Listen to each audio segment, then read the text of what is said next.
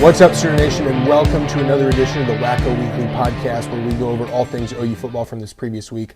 I'm Steve Curtis, the voice behind Wacko Sooners, and the College Football Playoff National Championship is tonight, 6:30 p.m. Central Time at Hard Rock Stadium there in Miami. That's where the Hurricanes play at home. That's their home turf, but they'll be wearing their away jerseys at home, but for the national championship. So that's all going to be a little crazy. I've got the Indiana Hoosiers absolutely steamrolling them and taking the W. Now, of course, it's college football, so anything can happen. My take, though, is Kurt Cignetti and Heisman Doza are going to get it done. Now, even though Oklahoma's not in it, as we've known for a while, we still have plenty to dive into. Okay, some odd events from the portal this week, some speculations, some commits as well this past week, and of course a review of some major returns to the roster for 2026. We're going to break it all down right here on Wacko Sooners. Be sure to like, comment, and subscribe. Hit that bell button so you never miss a thing. Plus, you can follow us on all of our socials, Instagram, TikTok, and Twitter, all at Wacko Sooners, for more live news updates, game highlights, and of course, the means to keep it lighthearted and fun like we like it here in Sooner Nation. So go hit those follows so you're always in the Wacko loop. We would love to have you. All right, so first things first, let's talk about these portal shenanigans from this past week. So our first kind of thing that we were kind of worried about, so last Monday morning, right after, again, this is the third week in a row that portal stuff has happened on a Monday after a Wacko Weekly comes out, and it's killing me. Luckily, the portal's closed, so it might not get to us again. But Oklahoma defensive end, Adebawore,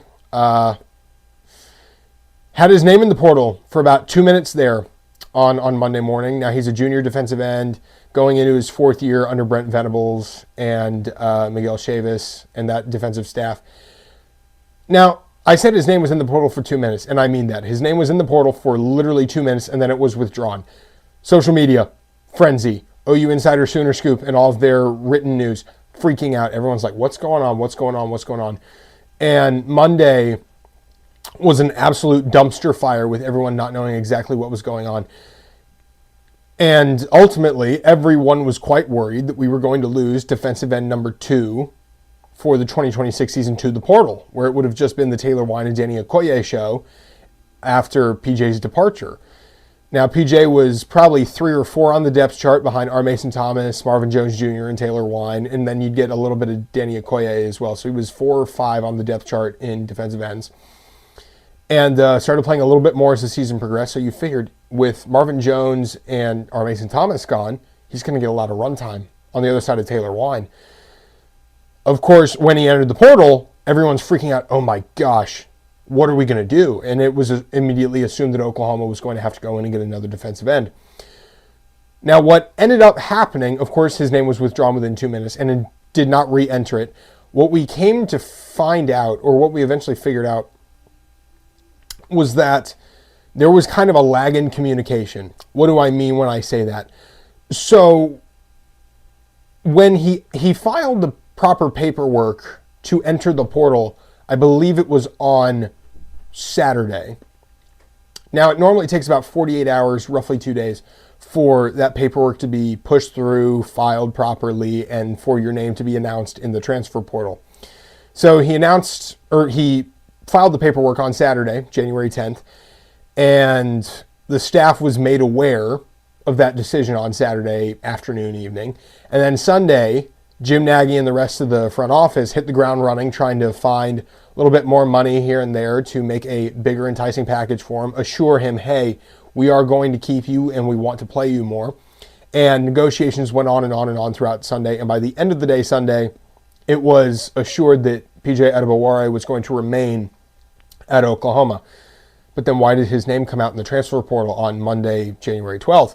Well, the cancellation of the paperwork, it would appear, did not catch up to said paperwork. So it was it was just a crazy lapse in communication if for some reason the paperwork saying, hey, or the cancellation of the paperwork saying, hey, actually pull that, I'm not entering the portal, had caught up to the paperwork in time, then PJ's name would not have been in the portal at any point in time. So really, ultimately, nothing to worry about because now that the portal window is closed, he can't put his name back in it again. So he's here unless he transfers out and walks on somewhere else, which I severely doubt. So nothing crazy to worry about there. just kind of a crazy, crazy moment where everyone's freaking out. Kind of bummed that we missed out on that because it happened on Monday just after another Wacko Weekly came out. My goodness. Thank goodness the portal is closed. So with PJ staying, he's going to be a key part of this defensive end rotation alongside Taylor Wine, Danny Okoye. Yeah, these guys are going to be great. Then, of course, Jake Krell coming in as a 4 or 5-star freshman, depending on who you go to for your recruit rankings. But that rotation is going to be sick. It's going to be awesome with Miguel Chavis at the helm. And Jim Nagy did say that they expect Jake Krell to play a lot, so that's why I brought him up. But this defensive end room is going to be a lot of fun, I'm thinking, in 2026. Thank goodness that we got PJ back. Next up on the kind of portal shenanigan list to talk about, Nick Anderson. There's a blast from the past. So he's a redshirt junior wide receiver. He was at Oklahoma for his first 3 seasons, and he just spent 2025 with the LSU Tigers down in Baton Rouge and the whole Brian Kelly and Garrett Nussmeier debacle. Now he's 6'4", 208, just a little refresher for all you OU fans here. Red shirt in 2022, his freshman season, I believe. Then came back in 2023 and balled out. Okay, his 2023 stats, he had 38 receptions for 798 yards and 10 touchdowns. Dude was a monster. He caught that game-winning touchdown against Texas in Red River back in 2023 with like so little time left on the clock. He's an absolute monster when healthy. But then, as we know, 2024, he had a quad injury that just couldn't ever get quite right. And now, having spent a year at LSU, he's entered the portal again. Now, at this point, he's, committed to Kentucky, so it's not a massive thing to talk about. But a lot of people were asking me, Steve, we should get Nick Anderson. And the reason that I'm talking about it, even though it's no longer a possibility, is because it was a heated point of debate all over the place this last week. Did I want Nick Anderson to come back? No. Absolutely not. Now, we love his older brother, Rodney. Rodney was a running back in Baker's time. Saw him in 2016, 2017. When he was healthy, Rodney was fantastic. And he's an Oklahoma guy through and through even to this day. But where I have a problem with Nick is that, and this is going to be a little bit more of a negative take than a lot of other people have on Nick because he was so productive. But Nick, in my opinion, was not a team guy. He was fun. He was entertaining. Absolutely. But sustaining his quad injury in 2024 and then a bit of a hip injury as well. And those, we didn't know a whole lot about it. Not a lot was made available to the media about what was going on with that situation, specifically what was the specific injury to those parts of his body. And then after going to Baton Rouge in week 14 of 2024, Nick reportedly had rather high praise from his own sideline when Garrett Nussmeier got whacked and went down for a few plays and he came back. And Nick Anderson was like, I need that health staff taking care of me because the health staff here at OU is awful. And it was widely known in 2024, he blamed the health staff for a lot of what went wrong with all the injuries in 2024.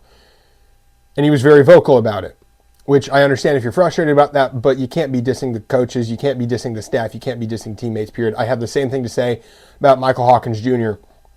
when he and his father, Michael Sr., had some issues with the staff in terms of why Mateer was getting to play more than Mike because of all the interceptions in the LSU game to close out the year.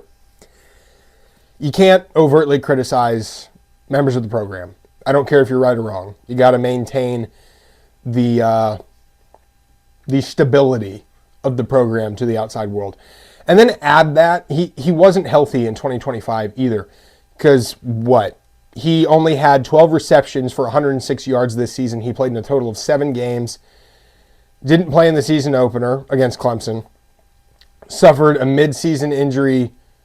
Or no, he didn't play against Texas A&M. He suffered another injury against Alabama back in November. Didn't see the field again. So forget all the locker room culture issues that I have with Nick Anderson, but also just the lack of consistency about being healthy. Now, I have no doubt in my mind that sure, there were some issues with those injuries at Oklahoma, as well as what he's having now. And Rodney, his older brother, who played running back for us, again, he also had some issues staying consistently healthy. But when he was healthy, he was fantastic. Saw the same thing with Gentry Williams this year, and that's part of why Oklahoma parted ways with him. Along with also Gentry wanted some starter money, more starter money, but that's beside the point. And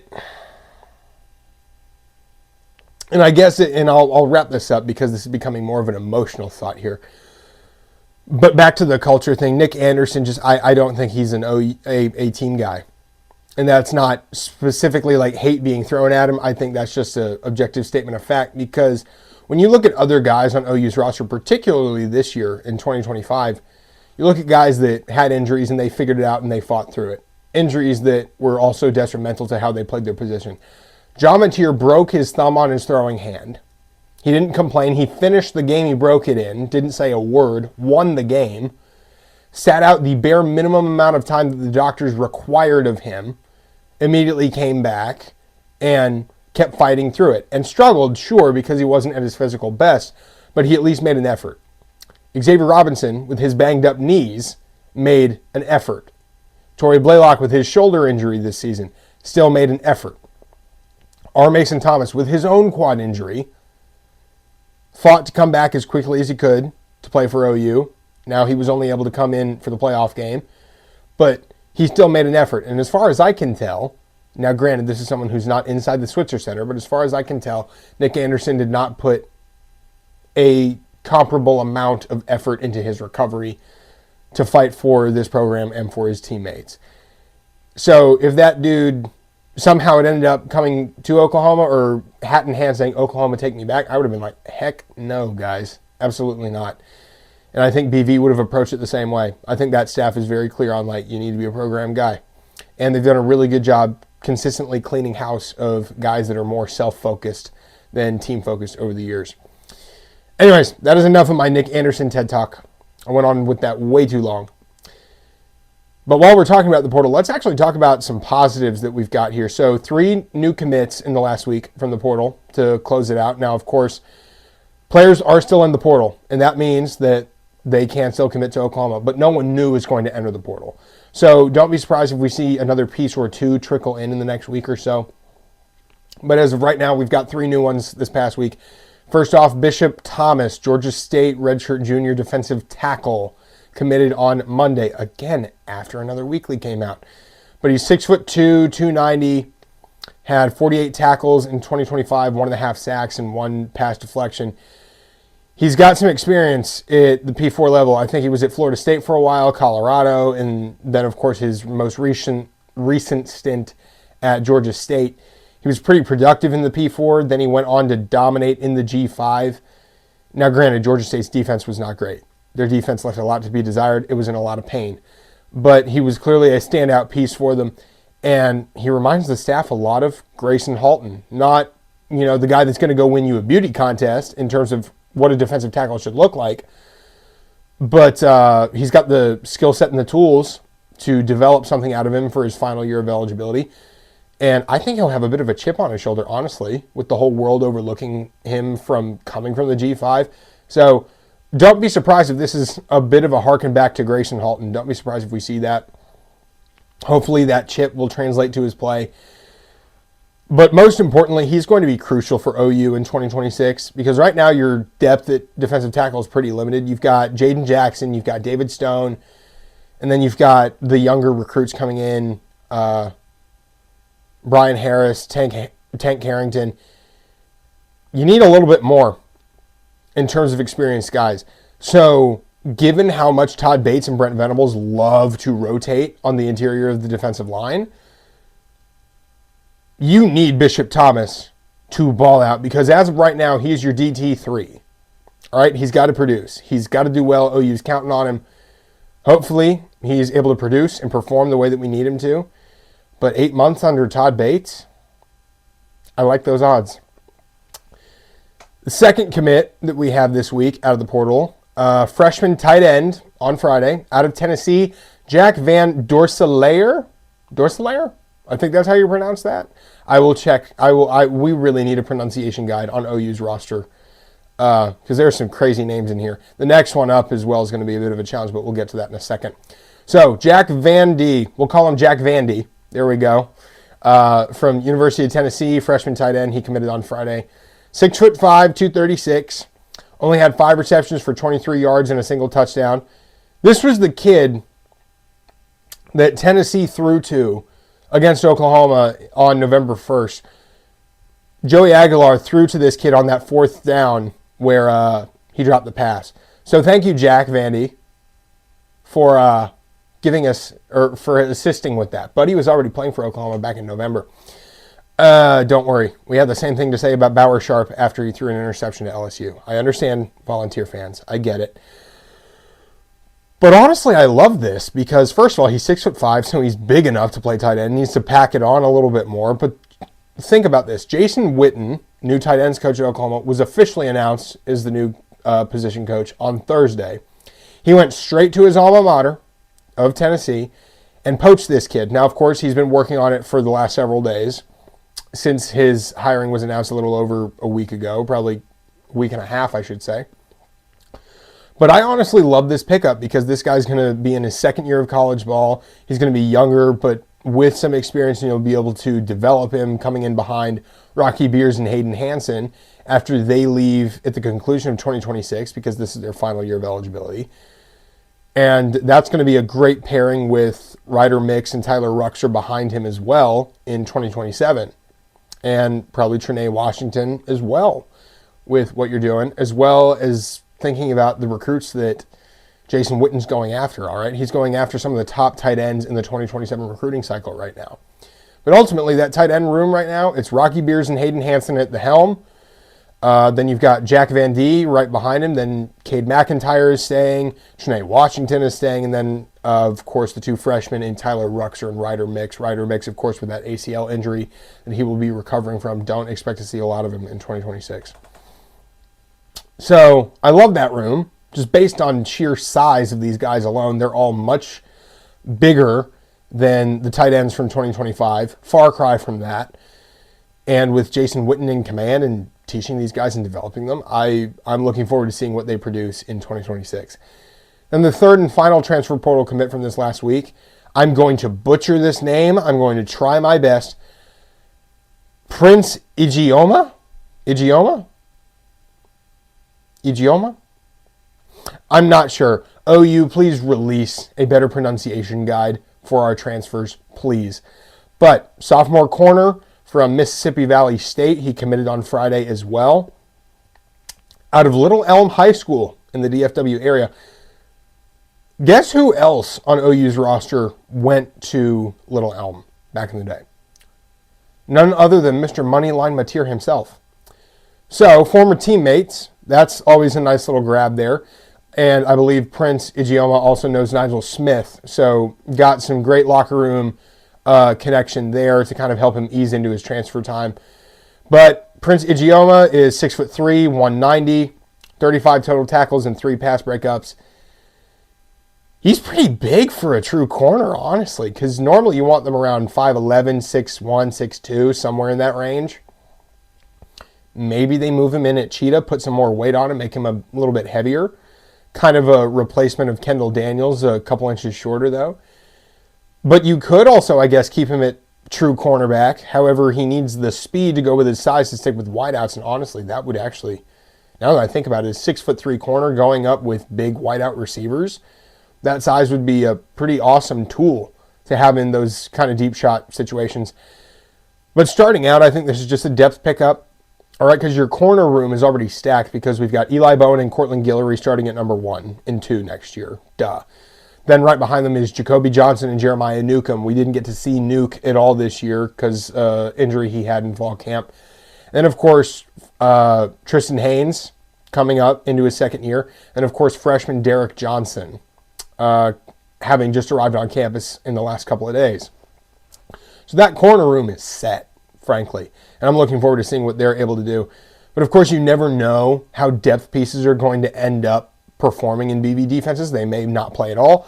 They may end up being a massive contributor. Oh, and Dakota Fields, forgive me, I missed him as well. Another transfer that we have coming in from Oregon. He committed a while back as well.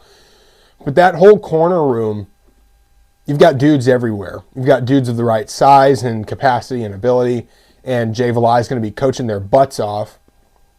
So who knows? Maybe Prince is going to be able to break into it and perform, because we've seen plenty of other transfer pieces come in and make an impact. Kendall Daniels, great. Marvin Jones Jr., great. So,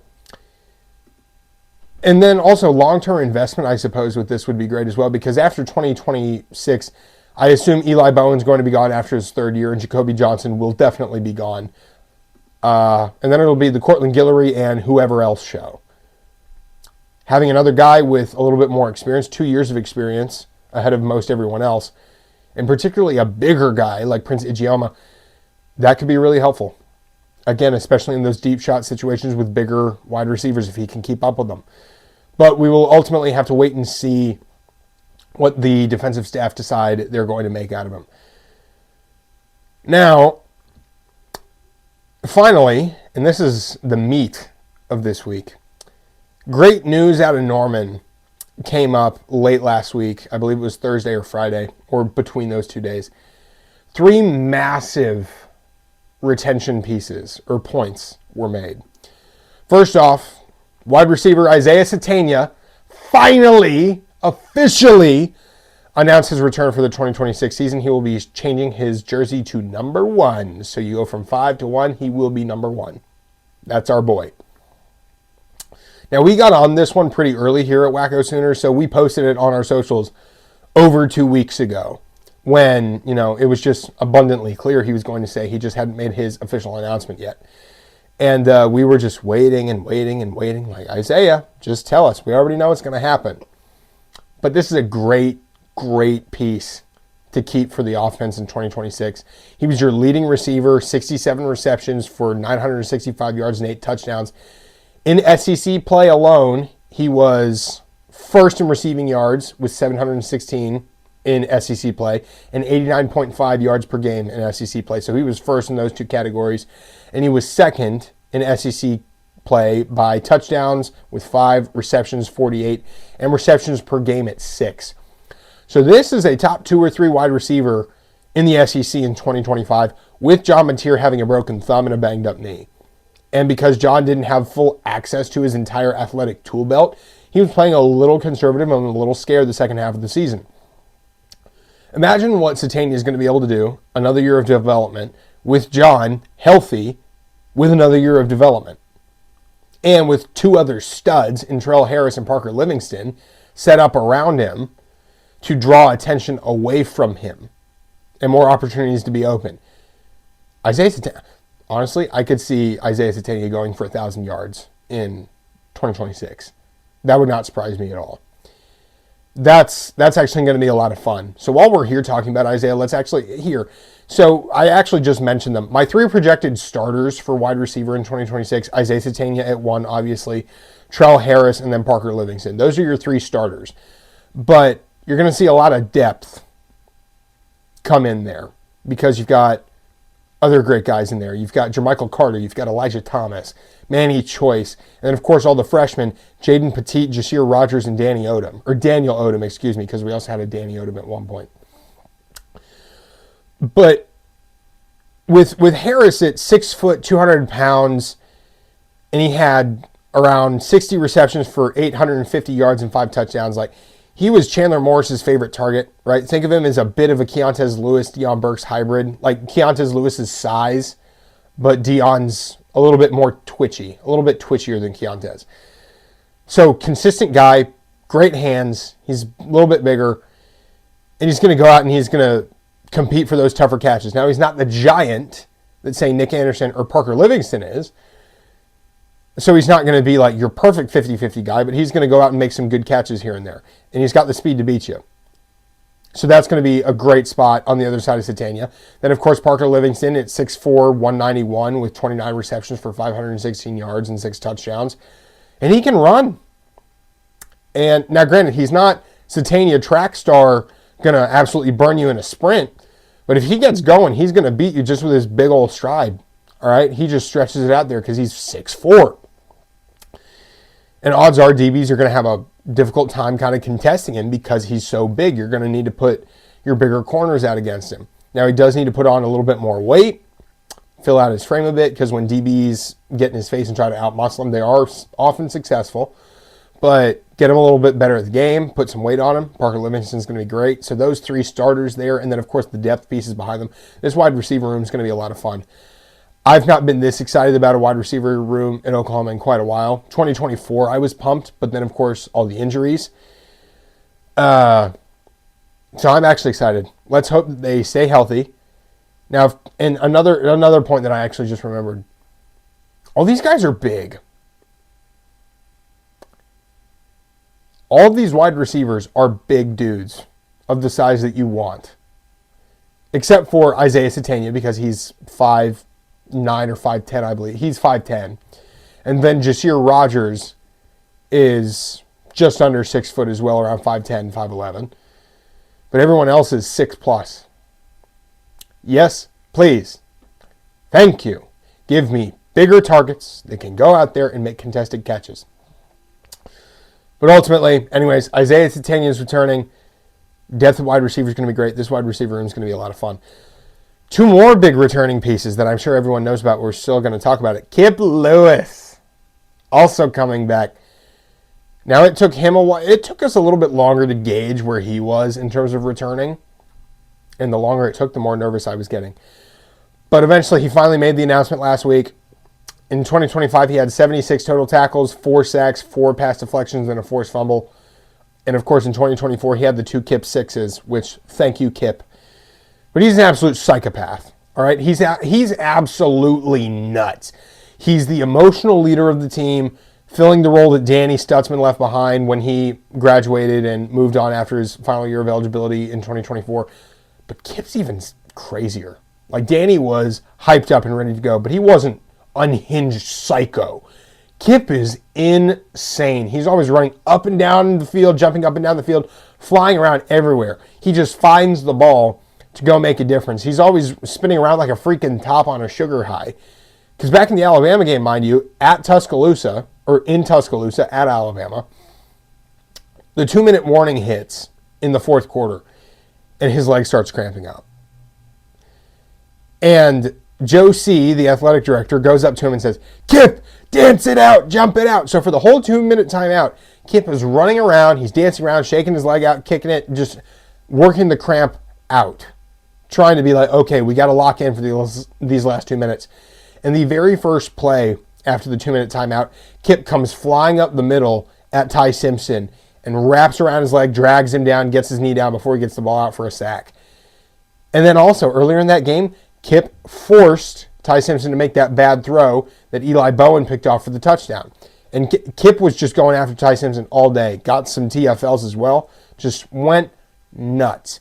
Having him back is huge. Not only his production on the field and just how insane he is for the team, he also comes up to the student section and gets up in our faces, yelling, come on, and just hyping everybody up. He is the ultimate cheerleader on the roster. And you love having a crazy guy like that in the locker room to get the team and the fans hyped up. So, with Kip coming back, the linebacker core is set. Because you've got Kip Lewis, you have Cole Sullivan coming in from Michigan. The staff feels really good about James Nesta. All right, they feel really good about Marcus James as well. Still waiting on Owen Heineke's appeal to the NCAA. Still waiting. Praying that he's allowed another season, because 3 games of lacrosse a freshman year, that's a red shirt almost. That he should be given, I think, his 4th year of playing time. So 5th year of football eligibility. Please NCAA, do what we got to do. Because if you've got Kip Lewis, Cole Sullivan, and Owen Heineke to start, and then James Ness and Marcus James behind them, that's going to be great. Now, yes, we lost Sammy Omasigo. Ouch. But I understand why he left. With Cole Sullivan coming in, Sammy O wanted more guarantees in terms of playing time. So I understand the departure. We love Sammy O. He has a deep connection to the University of Oklahoma. A lot was going on for him when he arrived and since he'd been here as well. So it was an emotional difficulty. It was difficult emotionally to decide to leave, but I think he ultimately made the best decision that he needed to make for himself. Much love to Sammy O, and I think he's going to go be great. Now, our final returning piece, which this one was never in doubt, Moneyline Mateer, captain number 10, John Mateer at quarterback, will be running it back in 2026 as well. Now, again, this was never in doubt. Everyone expected this. Now, I remember I said back in October, prior to Red River, and I quote, if we lose to Texas simply because we have Michael Hawkins instead of John Mateer, I'm okay with that. I later went on to say his draft stock, if he misses a couple games or does not perform well because of the injury, it's not going to be as high as it could be, and he'll be back in 2026. I was right. Everyone said I was crazy. People were thinking that in spite of the injury, he was still going to go out and win the Heisman, and he was going to be great, and then he was going to go pro. I was right. I will accept handwritten apologies only. Now, of course, John did start over Mike in the Red River game, so I was wrong about that. But the ultimate fallout from the injury, it did hold back his draft stock because he wasn't himself. He did not play the game as well as I think he could have. Now, of course, people are like, oh, but all the interceptions. Yeah, some inaccuracy with his hand, and he's not confident in his hand, and then his knee was also banged up. So he's not going to be totally confident in his athletic tool belt. But then we see him in the Alabama playoff game, and dude was flying all over the place. One bad pick. One interception that was a really boneheaded decision. But he actually played a pretty dang good game. And even then, a lot of OU fans are going on and griping that Mateer's coming back and saying, we're going to suck. Texas fans are having fun with that as well. Which, okay, ignore him at your peril. Underestimate him at your peril. But let's be honest. OU's 2025 season under John Mateer was far better than it ever could have been under, say, Jackson Arnold. If Jackson Arnold had stayed, OU is not beating Auburn. OU would not have been able to drive down the field against Auburn to go and take the lead at the end of the game. OU is not beating Tennessee. OU was probably not beating Alabama in Tuscaloosa because while John did not go crazy, he made a few key plays on some third downs that kept drives alive and would allow Oklahoma to keep the ball out of Ty Simpson's hands. Who knows? You might not beat Missouri either. Or LSU. Because Jackson Arnold cannot clutch up the way that John Mateer does. Now, of course, you still have a lot more issues with John Mateer because of the way he plays, but the way he plays still gave you 10 wins this season.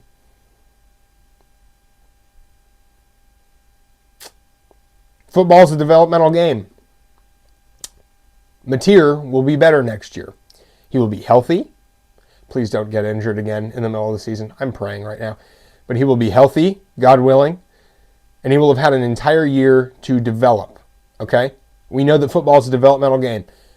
Because if we remember, Danny Stutzman, one of the most beloved players in recent OU history, made a lot of progress. His freshman season wasn't great. His sophomore season got a little bit better under Brent Venables in 2022. 2023 is when it really started to come together, and he took an even further step in his final year in 2024 and was one of the best linebackers in college football, Butkus finalist, for crying out loud. Dylan Gabriel's first year at Oklahoma under Jeff Lebby, it was okay. His second season in 2023 was a lot better, and then his final season in 2024 at Oregon was amazing. He was a Heisman finalist. Like, we see it all the time.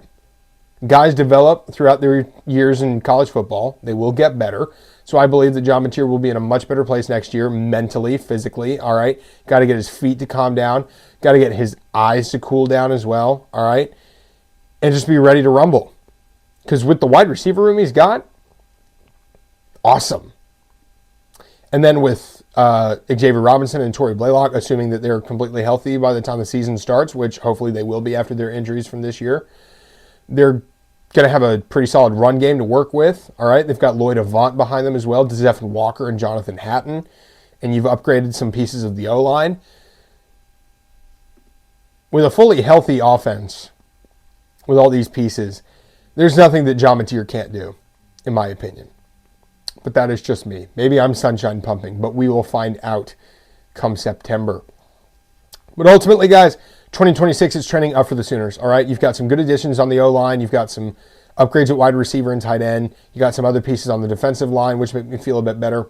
You've retained some key pieces there. We've got a workable schedule, all right?